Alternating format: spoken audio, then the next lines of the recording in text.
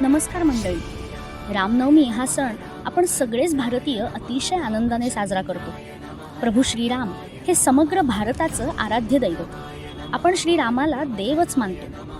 विष्णूचा 7वा महत्त्वाचा अवतार म्हणून आपण या अवताराला देवत्व दिले. परंतु खरोखरीच विष्णूने देव म्हणून पृथ्वीवर अवतार घेतला की मनुष्य म्हणून? देव आणि त्याची ताकद ही अमर्याद आणि आपल्या बुद्धी पलीकडे असते.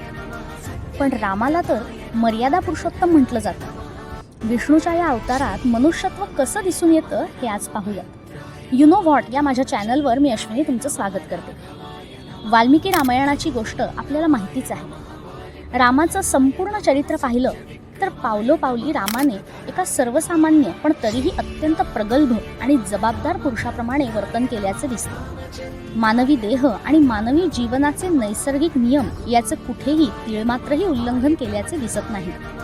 देव म्हणून दैवसुलभ चमत्कार, दैवी लीला रामाच्या आयुष्यात कुठेही दिसून येत नाही. राज्याभिषेक सोडून वनवास पत्करण्याचा निर्णय सहजपणे घेताना राजाचे वचन आणि त्याचे महत्त्व अधोरेखित केले, तर वनवासात असताना अनेक राक्षसांचा संहार मायेचा वापर न करता पराक्रमानं केलेला आहे.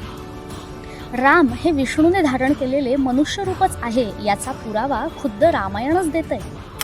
श्रीमद वाल्मिकी रामायणामध्ये उत्तरकांडाच्या 10व्या सर्गात रावण आणि त्याच्या भावंडांनी केलेल्या 10,000 वर्षांच्या तपश्चर्येचं वर्णन आलेलं आहे. विशेष म्हणजे श्रीराम स्वतः अगस्ती मुनींकडून ही कथा ऐकत आहेत. कुंभकर्ण, विभीषण आणि रावणाच्या घनघोर तपाचं वर्णन वाल्मिकींनी अतिशय सुरेख केलेलं आहे. रावणाची तपश्चर्या पूर्ण झाल्यानंतर ब्रह्मदेव त्याच्यासमोर देवतांसह प्रकट झाले आणि वर मागायला सांगितला. त्यावेळी रावण म्हणाला, हे भगवन, या मर्त्य लोकामध्ये सगळ्या प्राण्यांना मृत्यूचं भय असतं, त्यामुळे मला अमर बनवा. ब्रह्मदेव म्हणाले की मी तुला सर्वथा अमरत्वाचा वर देऊ शकत नाही, तेव्हा तू दुसरा वर माग. त्यावेळी ब्रह्मदेवांसमोर हात जोडून रावण म्हणाला, हे प्रजापते, मला गरुड, नाग, यक्ष, दैत्य, दानव, राक्षस आणि देवता यांच्यापासून अभय द्या. हे देववंद्य पितामह, अन्य प्राणी आणि जीवांपासून मला भय नाही. तसेच मनुष्य आणि इतर जीव माझ्यासाठी कसपटा समान आहे. असं म्हटल्यानंतर हा वरदान लाभलेला रावण इतका बलशाली झाला की साक्षात इंद्राला देखील प्राण वाचवण्यासाठी विष्णूकडे धाव घ्यावी लागली. उत्तरकांडाच्या 27व्या सर्गात विष्णू देखील इंद्राला सांगतायत की या क्षणी रावण वरदानामुळे सुरक्षित असल्यानं त्याचा वध करून देवांना विजयप्राप्ती करून देणं कठीण आहे. रावण हा पराक्रमी, बलाढ्य आणि वरदानाने उन्मत्त झालेला होता. जसे हिरण्यकश्यपूने मागितलेल्या वरदानातून विष्णूने वाट काढत अर्धा नर आणि अर्धा पशु असा नरसिंह अवतार घेऊन उंबऱ्यामध्ये त्याला ठार केलं, तसंच यावेळीही विष्णूंनी सर्वसामान्य मानवाच्या रूपात अवतार घेतला. कारण रावणाने वरदानात मनुष्यापासून अभय मागितलेलं नव्हतं. त्यामुळे मनुष्य अवतारात सर्वसामान्य मनुष्य जीवनाचे नियम पाळूनच रामाने रावणाला मारलेलं आहे आणि म्हणूनच रामाचा पराक्रम जास्त मोठा ठरतो. मेघनाद, रावण, कुंभकर्ण हे अत्यंत शक्तिशाली आणि मायावी होते. मेघनादाच्या मायेपुढे हतबल होऊन वानरसेना घाबरून पळत सुटल्याचं वर्णन युद्धकांडामध्ये दिसतं. समग्र कुळाचा विनाश होऊन सुद्धा रावणाकडे दुःख करायला सवड नव्हती. परंतु मानवसुलभ भावना, दुःख, शोक, विषाद हे सर्व काही रामाच्या ठिकाणी मात्र दिसून येतं. सीताहरण झाल्यावर रामाला झालेलं दुःख, आत्यंतिक शोक, आपली जवळची व्यक्ती हरवल्यावर आपण जसे कावरेबावरे होतो, तशीच रामाच्याही जीवाची होणारी घालमेल वाल्मिकींनी अत्यंत चपखलपणे मांडलेली. युद्धभूमीमध्ये लक्ष्मणासह राम इंद्रजित म्हणजेच मेघनादाच्या मायावी बाणांनी बेशुद्ध पडतात.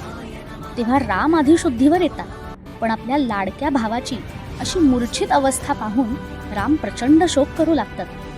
ही परिस्थिती आपल्यामुळेच आपल्या भावावर आली आणि आता लक्ष्मणाशिवाय मी जगू शकणार नाही, तेव्हा आता मी प्राणत्याग करतो, असे उद्गार रामाच्या तोंडी पाहायला सापडतात. या सर्व लक्षणांवरून श्रीराम हे जरी विष्णूचा अवतार असले तरीही ते विष्णूचे मानवी रूप आहे आणि मानवी देहात असताना मनुष्य जीवनाच्या सर्व मर्यादा आणि नियम पाळून अत्यंत आदर्श आयुष्य त्यांनी जगले. म्हणूनच श्रीरामाला मर्यादा पुरुषोत्तम असं म्हटलं जातं आणि पिढ्यानपिढ्या आपल्यावर संस्कार केले गेले की आदर्श आचरण असावं तर ते रामासारखंच.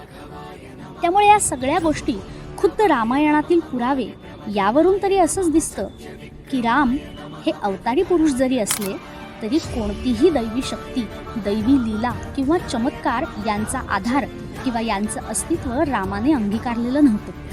एक सर्वोत्तम पुरुष, एक माणूस म्हणूनच, एक राजा म्हणूनच त्यांनी संपूर्ण आयुष्य व्यतीत केलं. त्यावेळच्या ऋषीमुनी आणि समाजानेही रामाला एक राजकुमार आणि त्यानंतर एक राजा म्हणूनच वागणूक दिली. त्यामुळे रामाने मनुष्य रूपात जन्माला येऊन मनुष्य रूपातल्या देवत्वाचीच साक्ष दिली असं म्हणायला हरकत नाही. या रामनवमीच्या निमित्तानं आपल्यालाही आपल्या आत दडलेला पुरुषोत्तम श्रीराम सापडो हीच श्रीरामाचरणी प्रार्थना. तुम्हाला ही माहिती कशी वाटली कमेंट करून नक्की कळवा आणि अशाच नव्या माहितीसाठी लाईक, शेअर आणि सबस्क्राईब करायला मात्र विसरू नका. धन्यवाद.